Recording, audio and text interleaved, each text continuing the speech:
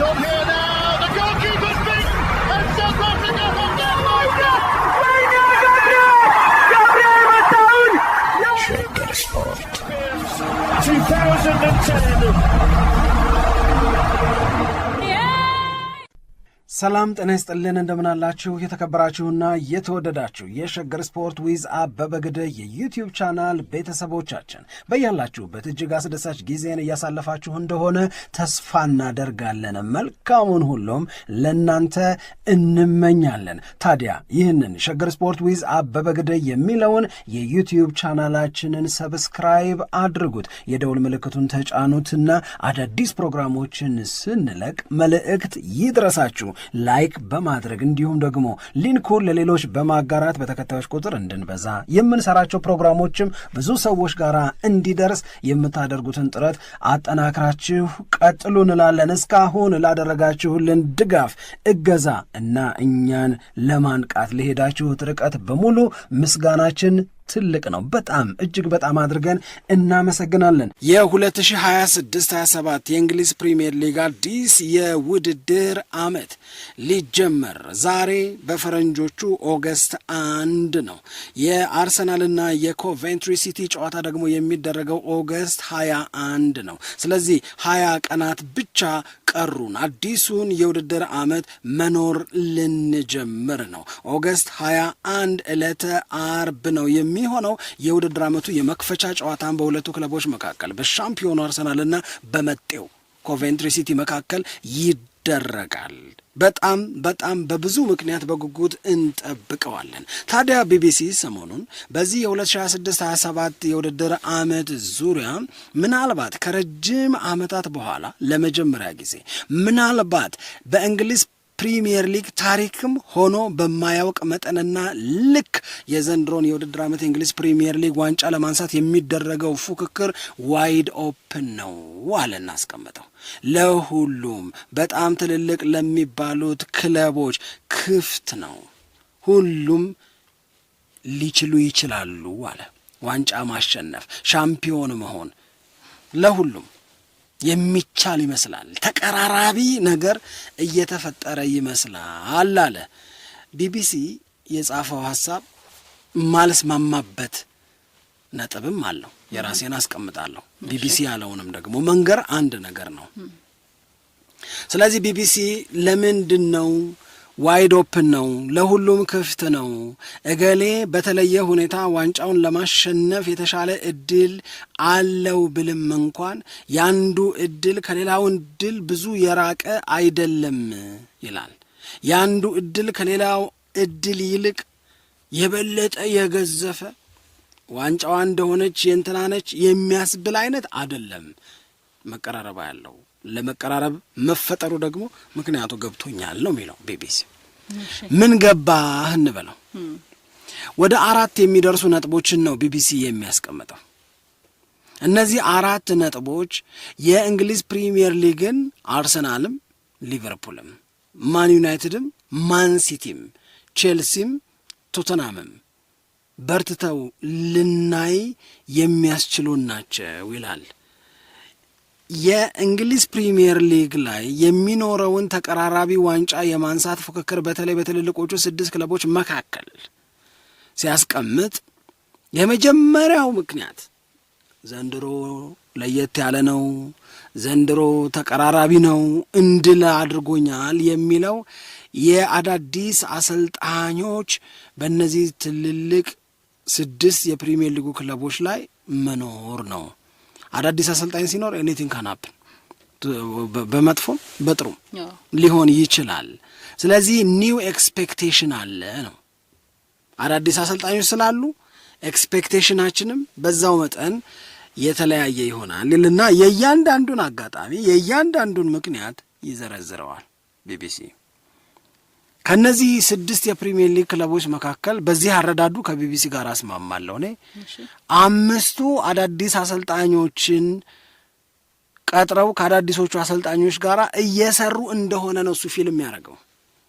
ከስድስቱ አምስቱ ኤክሰፕት አርሰናል፣ ማንቸስተር ሲቲ ማሬስካን፣ ሊቨርፑል ኢራዮላን፣ ቼልሲ አሎንሶን፣ ይልና ሶስቱ ዳይሬክት ከነዚህ ክለቦች ጋር በፕሪሚየር ሊግ ገና ስራ ያልጀመሩ ናቸው።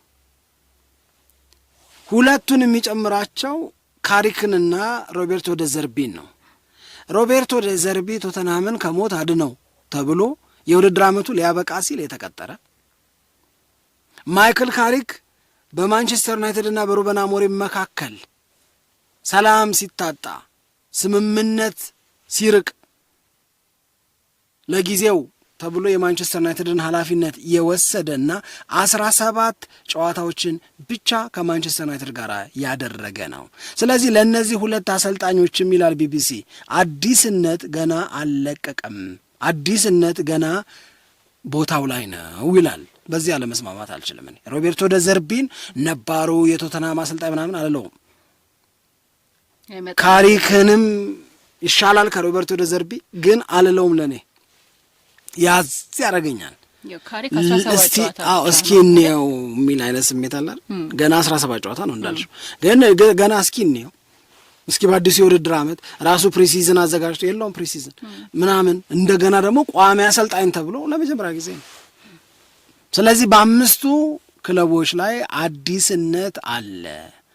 አዲስነት ወዴት ይወስዳቸዋል የሚለውን ለምሳሌ የሊቨርፑል አሰልጣኝ ኢራዮላ መሆኑ ቀርቶ አርነ ስሎት ቢሆን አይረባም ለማለት አይከብደንም። ይሄ ሰውዬ ምንም አይጥመኝም ለማለት አይከብደንም። ኢራዮላን ግን እንደዛ ለማለት ይከብደናል።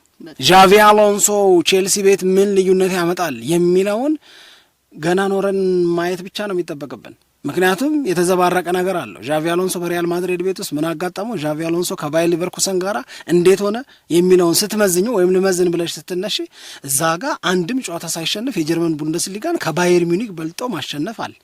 እዚህ ጋር ደግሞ ከሪያል ማድሪድ ሰዎች ጋር መስማማት አቅቶት መለያየት አለ። ቼልሲ ጋር ምን ይሆናል? እንደ ባየር ሊቨርኩሰን ቼልሲ ጋር ምን ይሆናል?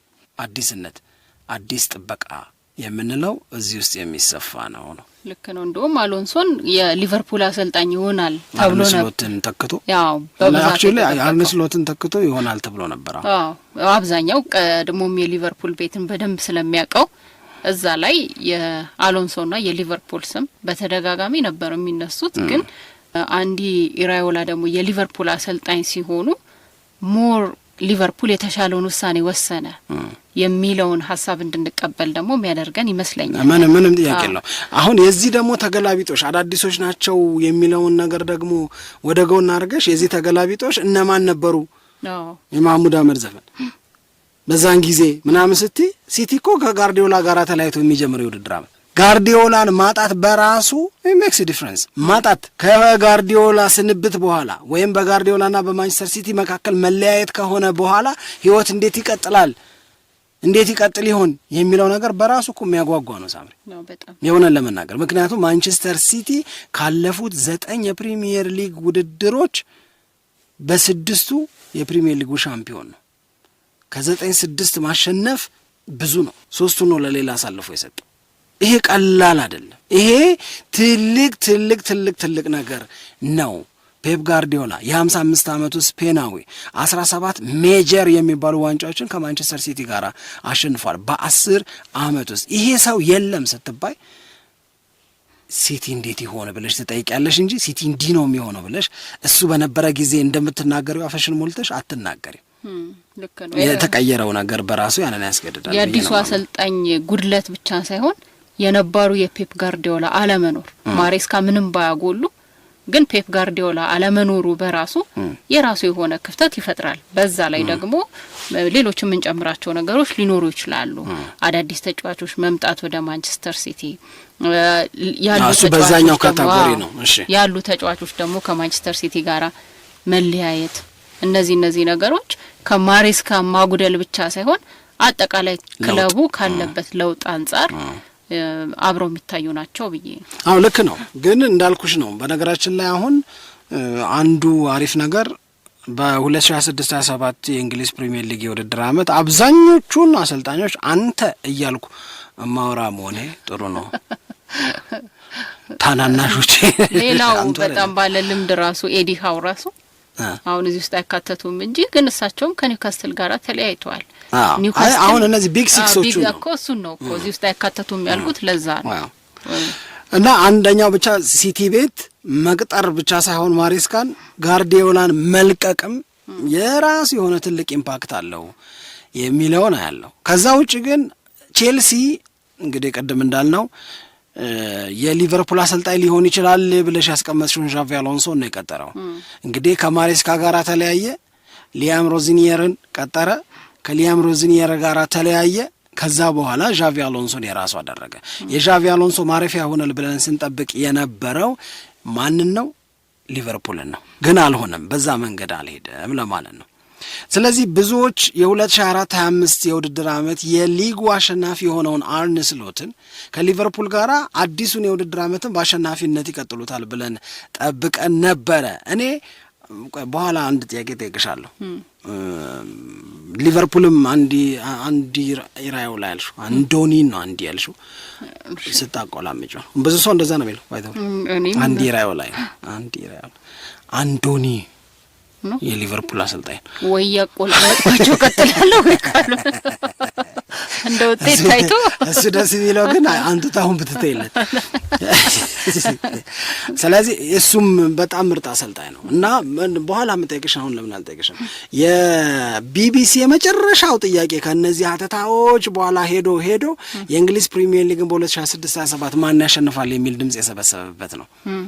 እስኪ በቅደም ተከተል ግምቶችሽን አስቀምጪ። አንደኛ አርሰናል ነው። እሺ ቴንክ ዩ ራይት ስለሆንሽ ነው። ቴንክ ዩ። እሺ ሁለተኛ ማንቸስተር ሲቲ ኖ ቴንክ ዩ። በቢሲ ነው ሊቨርፑል ነው ልከክል ነው። ቴንክ ዩ ሊቨርፑል። ለምንድን ነው ግን ማንቸስተር ሲቲን ያስቀደምኩት? እዚህ ጋር ማብራራት ከቻልኩኝ ትችላለሽ። እሺ የሊቨርፑልን ፈራሚዎች ገና አላየንም። ቢያንስ ማንቸስተር ሲቲ ላይ የፈረሙትን ተጫዋቾች እናውቃለን፣ ያሉትን ተጫዋቾች እናውቃለን፣ ተጨማሪ ነገሮች ይኖራሉ። ግን ሊቨርፑል ላይ እስካሁን የለም እና ይህችን አስቤ ነው ማንቸስተር ሲቲን ሁለተኛ ሊቨርፑልን ሶስተኛ ያደረኩት። እሺ ለማንኛውም አርሰናል 35% የፕሪሚየር ሊጉን ዋንጫ የማንሳት እድል ተሰጥቶታል። እዚህ ላይ ሊቨርፑል 18% ነው። ሶስተኛ እሺ ሶስተኛ ማንቸስተር ሲቲ ይሆናል። ማንቸስተር ሲቲ፣ ቼልሲ እና ማንቸስተር ዩናይትድ እኩል 11%። አረ ይቻላል እንዴ? እኩል አዎ ይቻላል። አንቺ እኩል እንደምትወጂ በጣም ከዛ ቶተናም 7% ነው። ሌሎችም እንደዚያው 7% ነው የተሰጣቸው። እንዳልኩሽ ይሄ በቢግ ሲክሶች መካከል ስለሆነ ነው በላሽ ሰጪው። ለማንኛውም የአዳዲስ አሰልጣኞች መቀጠር እና በጣም የድል ታሪካቸው የደመቀ እንደ ጋርዲዮላ ያሉ አሰልጣኞች መልቀቅ ምን ሊሆን እንደሚችል እንዳናውቅ አድርጎናል አዲስ የውድድር ዓመት ላይ የሚለው የመጀመሪያ ነጥብ ሆኖ ይያዝ። ሁለተኛው ነጥብ እውነት በእንግሊዝ ፕሪሚየር ሊግ ዋንጫ ለማንሳት በሚደረገው ፉክክር ላይ ያን ያህል ትልቅ ተጽዕኖን ይፈጥራሉ አላውቅም፣ ግን ቢቢሲ ያስቀምጠው የሳሊባ ጉዳት ምን ትያለሽ እዚህ ላይ? አዎ ተጽዕኖ አይፈጥርም አልልም። አርሰናል ቤት ግን ዋንጫውን በመወሰን ረገድ ግን ላይሆን ይችላል። አሁን ምናውቀው እስካሁን ድረስ በአርሰናል ቤት የሳሊባ ጉዳት ለረጅም ጊዜ ወደ ሜዳ እንዳይመለስ እንዳደረገው ነው። እነሱ ባስቀመጡት የግምት ጊዜ እንኳን ብናስቀምጠው ከ4 እስከ 5 ወር ነው የተባለው እና ያንን ጊዜ ደግሞ ያው መጠበቅ አለብን። ግን ምናልባት የባሰስ ነገር ከመጣ የሚለውን አብሮ ማሰብ ያስፈልጋል። ለምሳሌ ወደ 6 ወር ሚዘል ከሆነ ማለት ይሄ ማለት በቃ ረዘም ያለውን የውድድር አመቱን ሳሊባ ሳይኖር ቢከፋ ማለት ነው። ቢከፋ ሳሊባ ሳይኖር ከሆነ አርሰናል ጨዋታውን የሚያደርገው የራሱን የሆነ ተጽዕኖ ያሳድራል። እዚህ ላይ ምንም ጥርጥር የለውም። ከዛ በተጨማሪ ግን የሳሊባ አለመኖር ደግሞ በሌሎች የአርሰናል ተጫዋቾች ፐርፎርማንስ ላይ የራሱን ተጽዕኖ ያሳድራል። ለምሳሌ ከገብርኤል ማጋሃሌሽ ጋር ያለውን ጥምረት እናጣለን። ሳሊባ ሲኖርና ሳሊባ ሳይኖር የአርሰናል የማሸነፍ እድል ምን ያክል ነው የሚለውንም እዚህ ላይ አብሮ ማንሳት ያስፈልጋል እና ሁለቱ በጋራ ያንን ጥምረት ሲያጡት ደግሞ ሁለቱንም መጠቀም ሳይችል ሲቀር አርቴታም ሆነ አርሰናል ክፍተት እንደሚኖር ምንም ጥርጥር የለውም። ምናልባት ይህንን ሀሳባችንን ሊያስቀይር የሚችሉ ነገሮች አሉ ብዬ የማስበው አንደኛ ሳሊባ ከተገመተው ጊዜ ቀድሞ ብዙም የውድድር አመቱ ሳይገፋ ወደ ሜዳ የሚመለስ ከሆነ፣ ሁለተኛ ደግሞ ሲመለስም በብቃቱ ደረጃ ከተመለሰ አሁን አንዳንድ ጊዜ ከጉዳት በኋላ ብቃታቸው በጣም ወርዶ የሚቸገሩ ተጫዋቾች እንዳሉ ቶሎ ፊት ለመሆን የሚቸገሩ ተጫዋቾች እንዳሉ እናውቃለን። መመለሱ ብቻውን አይደለም ዋስትና። ሲመለስ ከብቃቱ ጋር ከተመለሰ የአርሰናል በጣም በጎ አጋጣሚ ይሆንለታል። ግን ደግሞ ያም ካልሆነ ሁኔታዎችን አይተው እዛ ቦታ ላይ ተጫዋች የሚያስፈርም ከሆነ አሁን እንሰማለን አይደል ኮንሳ ይባላል። አርሰናል ይሄንን ተጫዋች በሳሊባ ቦታ ላይ ማስፈረም ይፈልጋል የሚሉ ነገሮች አሉ። ይሄንን ግን የሚያውቁት የቡድኑ አባላት ናቸው። ይሄንን የሚያውቁት ምለው የሳሊባ የጉዳት ጊዜ ከፋ ከተባለ ምን ያህል ደህና ነው ከተባለ ምን ያህል ነው ከሜዳ የሚርቀው የሚለውን የሚያውቁትና ለመወሰንም የሚገደዱት በዚህ የጊዜ ክፍተት ውስጥ ነው ብዬ ነው ማስበው። እና ረጅም ጊዜ ከሆነ የሚቆየው ተጨማሪ የሳሊባ ምትክ የሚሆን ወይንም ሌሎች የአርሰናል የተከላካይ መስመር ተጫዋቾችን የሚያግዝ ተጫዋች የሚያስፈርም ከሆነ አርሰናል እዛ ቦታ ላይ ክፍተት እንዳይፈጠር የራሱ የሆነ ሚና ይኖረዋል ብዬ ነው ማስበው። ስለዚህ ቢቢሲ እንዳለው የሳሊባ አለመኖር በአርሰናል አጠቃላይ የውድድር አመቱ የዋንጫ ፍክክር ላይ የራሱን የሆነ ተጽዕኖ ያሳድራል። ግን ይሄኛው ተጽዕኖ በጣም ትልቅ ክፍተት ይፈጥራል ብዬ የማስበው እንደሚቆይበት የጊዜ ማለት እንደውም በጣም አሪፍ ነጥብ የሚመስለኝ እኔ ሳሊባ እስኪመለስ ድረስ ልክ ነው አንቺ እንዳልሽው አርሰናል ከሳሊባ ጋር ሲሆን ጨዋታዎቹን 68.7% ያሸንፋል። ያለ ሳሊባ ሲሆን ደግሞ የሚያሸንፈው የማሸነፍ እድሉ በጣም ይወርድና 47.6% ይሆናል። ያ ማለት በጣም ትልቅ ልዩነት ነው። ስለዚህ ይሄንን ተጽዕኖ የሚከላከልበትን አቅም የሚሸፍንበትም ወይም እየሸፈነ የሚቆይበትን አቅም አርሰናል ያጣል ብዬ እኔ አላስብም በግሌ። ግን ባለፈው የውድድር ዓመት በ2025/26 ዊሊያም ሳሊባ 50 ጨዋታዎች ላይ ለአርሰናል ተሳትፏል። ስለዚህ ይህንን ያህል ኢምፖርታንት የሆነ ተጫዋች ነው። አንድ ሁለተኛው የእሱና የጋብሪኤል ማጋሌሽ ጥምረት በእንግሊዝ ፕሪሚየር ሊግ በጣም ትንሽ ጎል የተቆጠረበት ቡድን አርሰናል እንዲሆን አድርጓል። ይሄ ምናልባትም በታሪክ ከብዙ ዓመታት በኋላ የታየ አነስተኛ ቁጥር የተቆጠረበት ነው። በአውሮፓ ቻምፒዮንስ ሊግ፣ በፕሪሚየር ሊግ በጣም ብዙ ክሊንሺቶችን በመጠበቅም አርሰናል የተሻለ ሪከርድ ነበረው 2025/26 ላይ። ለዚህ ምስጋናውን የሚወስዱት የጋብሪኤል ማጋሌሽና የዊሊያም ሳሊባ ጥምረት ነው። ይሄ ጥምረት ምንም አይጎዳም እያልኩሽ አይደለም። ነገር ግን በፕሪሚየር ሊጉ በሚኖር የዋንጫ ፉክክርም ላይ ጭምር ያን ያህል ተጽዕኖ አለ ወይ የሚለው ነገር ነው እኔን ያዝ የሚያደርገኝ አፌን። ሶስተኛው ነጥብ ተብሎ የተቀመጠው ነገር ምንድነው? ማንቸስተር ዩናይትድ በዋንጫ ፉክክሩ የአውሮፓ ቻምፒዮንስ ሊግ ላይ መሳተፉ ይረብሸዋል ወይ የሚል ነገር ደግሞ ይነሳል። ለምሳሌ ባለፈው የውድድር ዓመት ማንቸስተር ዩናይትድ በአጠቃላይ በሁሉም የውድድር አይነቶች የተጫወታቸው ጨዋታዎችን ብዛት ብንወስድ 40 ጨዋታዎችን የተጫወተው ዩናይትድ። አሁን የማንቸስተር ዩናይትድን 40 ጨዋታ ከሌሎቹ ከማንቸስተር ዩናይትድ ጋር ይፎካከራሉ ብለን ከምናስባቸው ክለቦች ጋር እናነጻጽረው ብንል ለምሳሌ ቼልሲ 59 ጨዋታ ነው የተጫወተው። በማንቸስተር ዩናይትድ 40 እና በቼልሲ 59 መካከል የ19 ጨዋታ ልዩነት አለ። ያ ማለት ግማሽ የውድድር ዓመት ማለት ነው እኮ በእንግሊዝ ፕሪሚየር ሊግ። በእንግሊዝ ፕሪሚየር ሊግ 38 ጨዋታ አይደል የሚደረገው? 50% 19 ጨዋታ ነው። ያን ያህል የጨዋታ ልዩነት ነበረ በቼልሲና በማንቸስተር ዩናይትድ መካከል። አንድ ያሽልኝ ቶተንሃም ሆትስፐርስ 17ኛው ነው የጨረሰው። ቶተንሃም 52 ጨዋታ ተጫውቷል። ቶተንሃም ሆትስፐርስ 52 ጨዋታዎችን ሲጫወት ማንቸስተር ዩናይትድ 40 ነው የተጫወተው። ይሄ አላበላለጣቸውም ወይ የምናነሳው ጥያቄ ነው። ከዛ ግን ከሁሉም ደግሞ በበለጠ በብዙ ጨዋታዎች ላይ የተጫወተው ደግሞ አርሰናል። አሁን ይሄንን የአርሰናልን ከሁሉም የበለጠ ብዙ ጨዋታ መጫወት ስታነሺ ማንቸስተር ዩናይትድ ከበረታ እንደነ ቼልሲ እንደነ ቶተንሃም ሳይሆን መሆን ያለበት እንደ አርሰናል ነው መሆን ያለበት። አርሰናል ከቼልሲም በላይ ተጫውቶ የፕሪሚየር ሊግ ዋንጫን ወስዷል። አርሰናል ከቼልሲም በላይ ተጫውቶ የአውሮፓ ቻምፒዮንስ ሊግ እና የካራባኦ ካፕ ፋይናሊስት ነው። ቼልሲ ከዛ ያነሰ ተጫውቶ ግን 10ኛ ነው። ቶተንሃም ከዛ ያነሰ ተጫውቶ ግን ውራ አካባቢ ነበረ ሲውተረተር የነበረው። ስለዚህ ብዙ መጫወት እንደ አርሰናልም ያደርጋል። በሁለት የዋንጫ ጨዋታዎች ላይ የምትጫወቺ እና አንዱን ደግሞ ሊጉን የምታሸንፊ ሊያደርግ ይችላል። ለዛ ከተዘጋጀሽ ይሄንን ታሳቢ አድርገሽ ከመጣሽና ከበረታሽ ሊያደርገው ይችላል። ማንቸስተር ዩናይትድ የቱን ይሆን አላውቅም። ስለዚህ የማንቸስተር ዩናይትድ የዋንጫ ተፎካካሪነት ጉዳይ ዩናይትድ በእነዚህ ጨዋታዎች መጨመር እንዴት ሪያክት ያደርጋል በሚለው ላይ በትክክል የሚወሰን ነው። ጨዋታዎች በበዙ ቁጥር ሮቴት ለማድረግ ትገደጃለሽ። በሳምንት አንዴ ብቻ በምትጫወችበት ጊዜ ቤስት 11ሽን ብዙም ለመነካካት አትገደጅ ይሆናል። ቶተናም እኮ ባለፈው የውድድር ዓመት 27 የተለያዩ ተጫዋቾች ነበሩዋል። እንዲም ሲሞከር እንዲም ሲሆን እንዲም ሲያረጉ እንዲያም ሲያረጉ በቃ አቃታቸው። በጭራሽ በቃ ሊሆንላቸው አልቻለም። ስለዚህ በዛ ምክንያት የሚሆነው ነገር ምንድነው የሚለው በጣም ወሳኝ ነው። ለዚህ እንዲረዳው ዩናይትድ አንድሬ ሳንቶስን፣ ዩሪ ቴሌማንስን አስፈርሟል ከቼልሲና ከአስቶን ቪላ። ስለዚህ እነዚህ ተጫዋቾች ለማንቸስተር ዩናይትድ ሚድፊልድ የሚሰጡት እድል ምንድን ነው? ማንቸስተር ዩናይትድ በእነዚህ ተጫዋቾች ላይ ብቻ ተማምኖ ሌላ ዝውውር ሳያደርግ ወደ ውድድር ይገባል ወይ? አይመስለኝም። የሚጨምራቸው ተጫዋቾች እነማን ናቸው? እነዚህ ሁሉ የሚወስኑት ይሆናል።